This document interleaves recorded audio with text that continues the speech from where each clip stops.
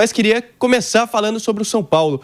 A sua chegada com muita expectativa, você tinha muita esperança por parte do torcedor tricolor e não conseguiu se firmar. É até titular numa semifinal de Campeonato Paulista, jogando como falso 9, numa posição que não é a sua. Se entregou muito, tentou muito dar certo no São Paulo, mas as coisas não andaram como esperado. Queria que você comentasse um pouquinho dessa sua passagem pelo tricolor do Morumbi.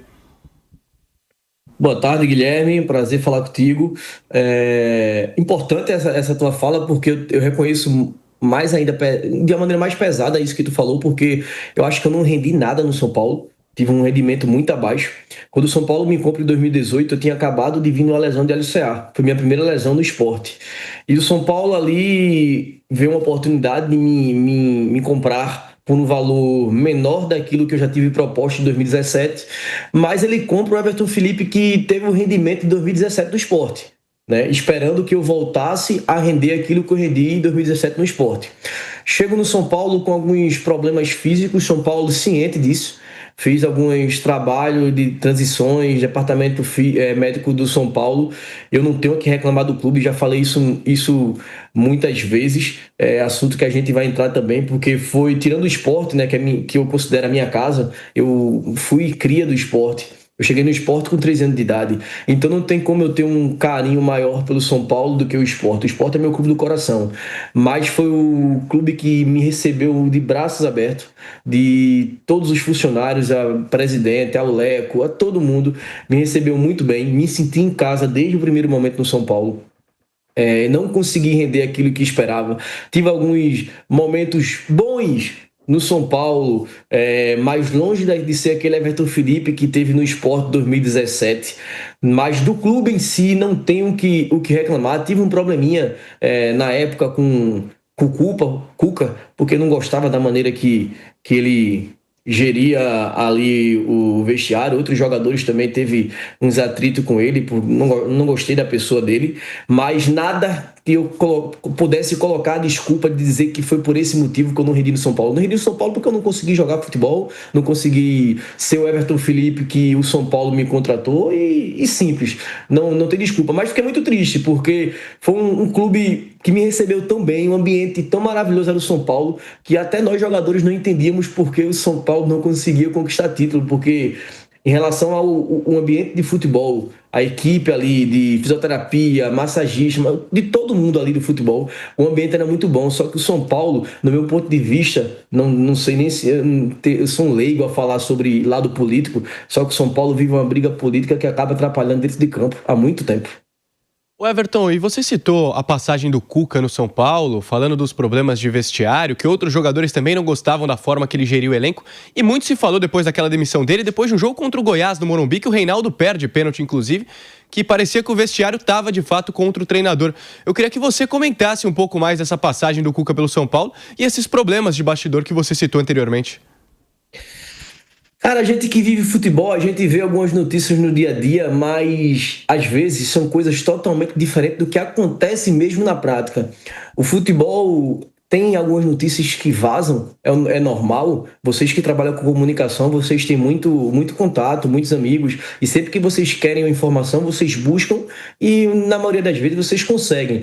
Só que informações mais amplas, informações mais detalhadas de algumas coisas que acontecem no futebol não chegam até vocês, não chega a vazar de vestiário. Só que o descontentamento do elenco do São Paulo naquele momento com o Cuca era de muitos jogadores pela maneira que ele agia. Tá? Isso pode ser até polêmico, mas eu vivi isso. Muitos jogadores viveu isso. Então, não tenho para que ter receio de falar, até porque também parei de jogar, então não devo nada a ninguém. Cuca teve algum momento que ligou para alguns clubes oferecendo alguns jogadores. Não sei se vocês na época ficaram sabendo disso. Ligava, ele queria montar uma equipe do jeito que ele queria formar um elenco do jeito que ele queria, que ele pensava, e ele acabou que em alguns momentos ele ligou para alguns clubes oferecendo jogadores do próprio elenco. E nós, naquele momento, ficamos sabendo disso. Teve atrito um atritozinho muito em relação a isso, porque começou a ficar um clima chato de vestiário, as declarações dele em relação a falava de pato, ele afastou, né? Ele me afastou o Jusilei, fiquei um tempo treinando separado, correndo dando volta no campo. Então isso gerou que o ambiente não ficou muito bom com a maneira que ele geria o grupo naquele momento. Alguns jogadores ficaram descontentes, pediram até para ser negociados na época, mas acabou que depois do Goiás ele caiu. Não foi em si pela derrota do Goiás, foi por muitas coisas que acontecia no vestiário, que na época a diretoria de São Paulo, que era Pássaro e Raí, ficou sabendo dessas ligações que ele fez para alguns clubes oferecendo jogadores do São Paulo, onde ele não tinha nenhum, como foi na época que Pássaro falou, alguém da diretoria falou, que ele não tinha nenhum respaldo para oferecer nenhum jogador do elenco naquele momento. É um relato bastante interessante, porque a gente tem notícia de muitos jogadores por diversos clubes, não só o São Paulo, que não tiveram uma relação das mais saudáveis com o Cuca, né? E como você mesmo disse, né, Everton, a gente não sabe de tudo. Na imprensa aqui, público geral, não tem... O pessoal fala, né, que a gente não tem 20% de noção do que acontece em um clube de futebol na vida do futebol de verdade. Então é um relato bastante importante também para a gente entender mais ou menos como funciona também essa questão dos bastidores. Rai Monteiro, sua primeira pergunta para o nosso convidado dessa semana. Tudo bem, Everton? Prazer falar contigo mais uma vez. Você estava aí há pouco relatando nessa questão com o Cuca, e eu fiquei aqui com uma curiosidade dentro da sua fala. A gente acompanha muito futebol, mas como disse o Boni, né, a gente não tem acesso às coisas de fato dos bastidores em muitos momentos. E eu fiquei com uma curiosidade em relação a esse processo de afastar jogadores. Como funciona isso, né? Como é a conversa de um treinador para afastar um jogador? Ele é direto, né? O treinador chega direto para você e fala, ó, vou te encostar aqui por esse motivo, esse recado vem por alguma outra pessoa da comissão técnica. Confidencia um pouco pra gente como funciona esse processo, me causou essa curiosidade, e eu imagino que muitas das pessoas que estão nos acompanhando e gostam muito de futebol também têm essa curiosidade de saber no bastidor mesmo, no dia a dia, né, como funciona esse afastamento de um jogador que em tese tem plenas condições ali de atuar e vai ser afastado, vai ser encostado muitas vezes apenas por um gosto do treinador. Vou pegar esse gancho Raí, que você falou aí no final, que de ser afastado por gosto de treinador. Imagina você no Brasil hoje, quantos treinadores existem, e cada um tem sua maneira de trabalhar e sua maneira de lidar com pessoas. Eu trabalhei no São Paulo com alguns treinadores, vou falar de dois casos, que é do Cuca e do Crespo. Eu não consegui ter oportunidade com o Crespo. Eu não consegui jogar com o Crespo porque eu não estava rendendo. Simples. Não tem outra conversa. Só que a maneira que o Crespo e a sua comissão me tratavam era totalmente diferente. Eu treinava com os jogadores, treinava com a equipe, não conseguia render. Às vezes fui relacionado, às vezes não. Faz parte. Mas o tratamento que ele teve comigo foi de ser humano, normal. Ele é um jogador de futebol, é do clube e vai fazer os treinamentos de acordo com aquilo que eu posso encaixar ele. Quando tinha treinamentos que ele estava treinando a equipe específica para o jogo, obviamente que eu não ia treinar, mas em treino no geral na semana, eu treinava, fazia complementos físicos porque eu não jogava, e quando eu conversava com o Crespo, quando eu fui falar com ele quando eu fui falar com o auxiliar, com o preparador físico sobre não estar jogando, era bem sincero: Everton, você não está rendendo, tem outros atletas no momento rendendo, a equipe tá mais entrosada, a gente não lhe descartou, mas você precisa nos mostrar para ter oportunidade, nessa oportunidade, bem o papo que eu entendo que seja normal e que deveria isso acontecer no futebol. E com o Cuca eu não tive conversa nenhuma. Ele apenas me afastou, não contava comigo, eu ficava sabendo através de pessoas, não dele, e pronto. Na oportunidade que eu tive com o Cuca, ele me colocou numa partida de falso 9, onde nem estatura eu tenho para isso e nunca fiz isso a minha carreira inteira. E colocou ainda numa final numa semifinal de Paulista. Se vocês tentam lembrar, aí eu joguei algumas partidas daquele Paulista com Wagner Mancini, que Wagner Mancini estava como um coordenador de futebol e acabou que assumiu até a chegada de Cuca, que foi contratado, estava com um problema de saúde familiar, alguma coisa do tipo, que iria só chegar depois da final do Paulista. Uma informação que eu tenho certeza que vocês não sabem. Cuca antecipou a chegada dele para a semifinal porque a gente foi para a semifinal. Porque o previsto era Wagner Mancini dirigir a equipe até o final do Paulista. E Cuca não queria pegar a equipe porque a gente estava na fase de grupo do Paulista e estava numa pressão absurda, a gente não estava bem. Mancini assumiu, a gente passou pelo Ituano, aí quando chegou, passou pelo Palmeiras, já com Cuca assumindo o time, sem nem dar nenhum treino. Eu acho que, no meu ponto de vista, o que comentou ali no vestiário é que ele viu a oportunidade de ser campeão paulista e antecipou sua chegada, mas não foi o combinado. Mancini não fez não teve nenhuma briga, Mancini não teve nada contra isso, porque Mancini entendeu o que ele estava como coordenador de futebol e ele nem queria assumir como treinador.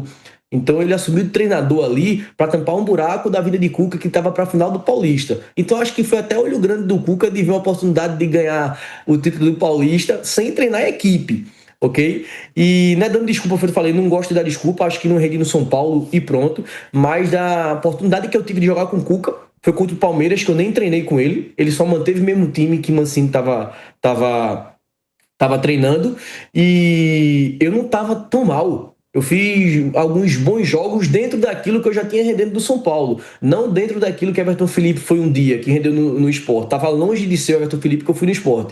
Mas dentro daquilo que eu estava rendendo no São Paulo, eu fui bem. Me entregava dentro de campo, dava o meu melhor. Tecnicamente, talvez eu não tenha entregado o melhor futebol possível, mas vontade e raça nunca faltou dentro de campo. Bati o pênalti contra o Palmeiras, nunca fugi de responsabilidade nenhuma. Pedi para bater o pênalti. Ele não queria deixar eu bater o pênalti, Cuca. Nenê, na época que fez, Cuca, Everton quer bater, pô, deixa ele bater, pô. Foi aí daí eu converti o pênalti com o Fernando Praz, era goleiro do Palmeiras, eu acho. E na final contra o Corinthians, eu jogo na minha posição normal, que eu tava jogando do Sport no São Paulo de ponta, lá no Morumbi. Faço até um bom jogo, tá? Mas na volta no estádio do Corinthians, aí ele pega e me volta de falso 9, onde eu faço uma partida desastrosa mesmo. Eu acho que eu sou substituído no intervalo do primeiro tempo. Então, tipo, tem essa maneira de treinadores lidar com jogadores em relação a afastamento, que eu acho que o normal foi aquilo que Crespo teve comigo, a maneira que Cuca teve comigo e com alguns outros jogadores do São Paulo. Eu sou totalmente contra, porque você tem que entender que jogador também é ser humano, por mais que você não esteja rendendo ou não.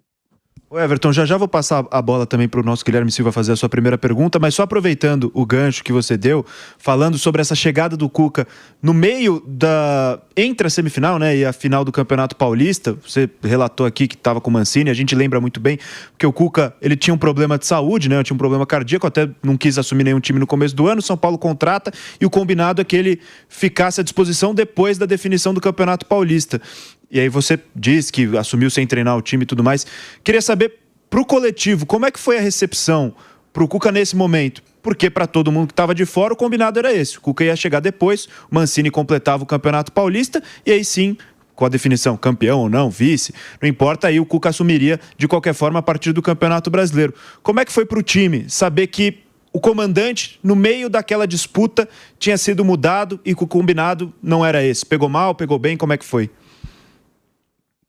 Aquela época teve algumas polêmicas também sobre o fute-mesa. Não sei se vocês lembram, o fute-mesa da Barra Funda, com aquele elenco do São Paulo. Só que o elenco da gente era muito bom em relação ao dia a dia. Não tínhamos problemas de vaidade, não tínhamos problemas de briga. Era um elenco muito bom mesmo, por funcionário. O ambiente era muito bom no São Paulo.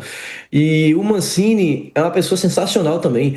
E quando ele assumiu ali, que ele fez algumas mudanças, foi quando comecei a jogar com ele. Ele colocou o Igor Gomes titular, o Igor Gomes, Lisieiro, o Antony, colocou uma molecada para jogar. Não teve problema, porque o nosso elenco era muito bom em relação às pessoas que estavam. O São Paulo foi, para mim, o maior clube do Brasil até hoje, até o momento. né? E naquela oportunidade foi o elenco que eu mais trabalhei, com recheados de craques, jogadores de grandes nomes. E eu fiquei, em alguns momentos, com aquele receio de ter alguma briga de vaidade que a gente escuta no futebol, mas eu vi algo totalmente contrário. Diego, Nenê, Bruno Pérez, Hernani, os caras, Reinaldo, fenômeno. Um ambiente muito massa. E naquele momento, tá, tô falando algo que foi um comentário geral. Naquele momento, quando o Cuca assume de imediato, quando já tinham passado pra gente que ele iria assumir depois do Paulista, a gente não ficou clima ruim, porque a gente queria ganhar, a gente sabia do quanto tempo que tinha que o São Paulo não ganhava o Paulista. E isso não é que isso foi um motivo para não termos ganhado também, de não pegar e colocar uma culpa totalmente numa pessoa. Acho que, independente do que acontece dentro de campo, o treinador tem culpa, mas os jogadores têm muito mais culpa, porque são eles que estão ali dentro de campo. Claro que o treinador influencia, só que a gente estava muito bem com o Mancini. Só que manda quem pode, obedece quem tem juízo. Então, quando Cuca assume, não podemos fazer nada. A gente não pode chegar para o presidente, para diretor e dizer, deixa o Mancini. Não tem como. Ninguém tem coragem também de fazer isso para se queimar com o novo treinador que está assumindo. Só que muda totalmente a maneira que a gente estava sendo gerido por Mancini. Muda totalmente a maneira de jogar que a gente estava jogando com Mancini. Isso, com certeza, influenciou. Como eu falei, eu não tinha. Mancini fazia o simples do simples, o básico do básico, só que sabia gerir um grupo e sabia dar confiança para jogador. Eu consegui render alguma coisa com o Mancini, coisa que eu não consegui com o meu treinador, porque ele conseguia passar confiança para mim e para outros jogadores também, conseguia gerir o grupo para ninguém ficar com raiva de nada por não estar jogando ou algo do tipo. E quando o Cuca assume, muda a maneira de jogar, muda a maneira de lidar com o grupo. Cuca tem uma maneira difícil de lidar com o grupo. Eu não sou o primeiro jogador a falar isso, como tu falou, Boni. Cuca tem uma maneira mais dura, mais rígida de lidar com o grupo, e ficou um ambiente menos leve. O ambiente não ficou leve como estava com o Mancini, aquele clima que estava com o Mancini. Mudou muito em relação a isso. Guilherme Silva, agora sim, sua primeira pergunta para o nosso convidado do Bastidores da Bola. Tudo bem, Everton? Você citou, né, esse clima do São Paulo quando você chegou lá por conta também de títulos, né?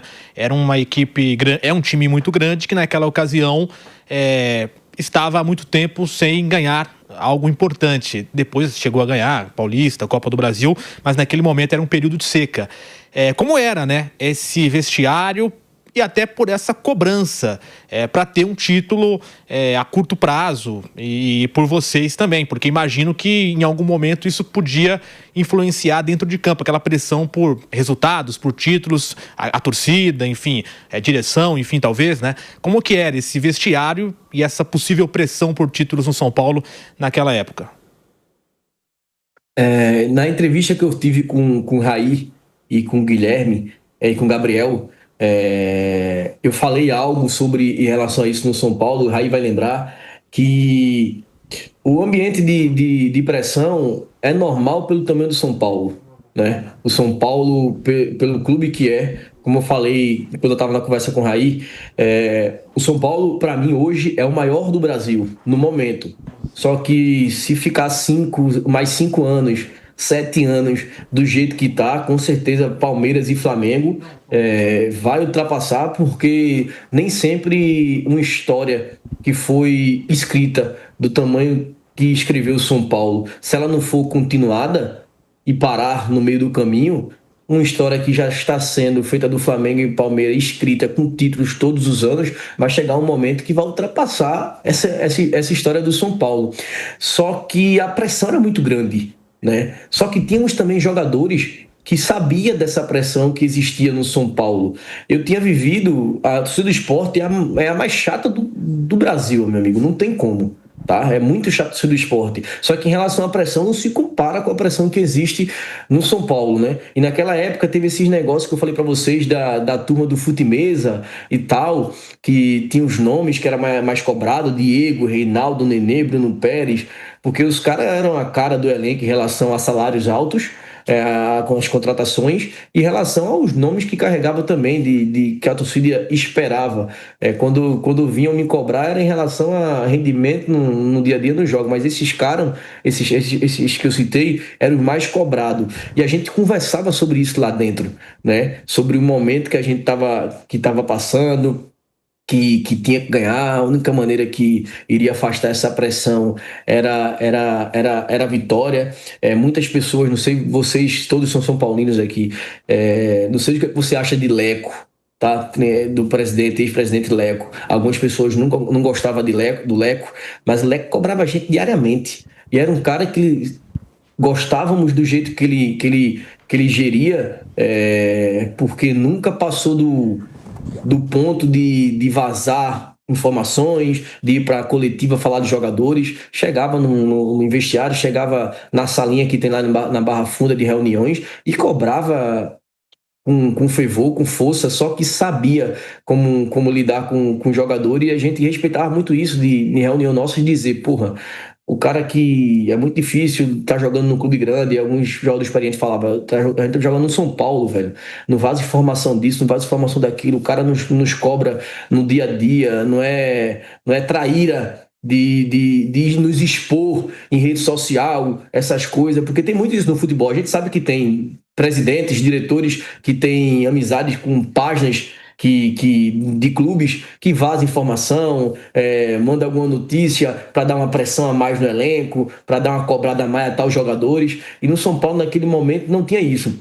Então a cobrança que vinha até de nós mesmos. E a torcida, a gente conhece, vocês conhecem a torcida do São Paulo, fizeram vários protestos lá na Barra Funda. A gente concentrou 2-3 dias antes de jogos por causa de pressão que diretor, treinador estava sofrendo. Então a pressão do São Paulo era constante, mas nunca teve racha no elenco, briga por causa disso. A gente não conseguiu entregar, eu falo a gente porque eu estava no elenco, né? Não conseguiu entregar aquilo que a torcida esperava, títulos, bons resultados.